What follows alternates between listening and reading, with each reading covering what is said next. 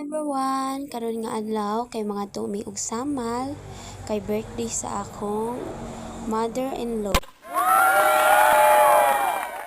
Kami mga nakasakay nami og barge, charot. Guys, ang bait talaga ng mother-in-law ko at yung father-in-law ko.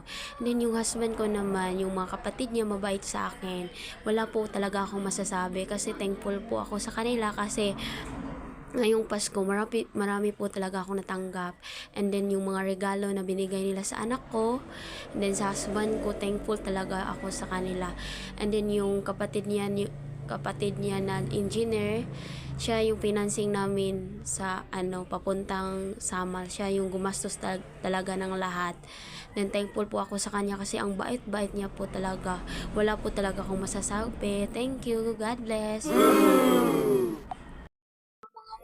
Paalis na po kami. Papunta na po talaga kami ng Sambal. So, excited na yung mga kasama ko. Po sila, mga bata. Oh, 'di ba? Marami kami. Enjoy na enjoy talaga kasi ang dami namin.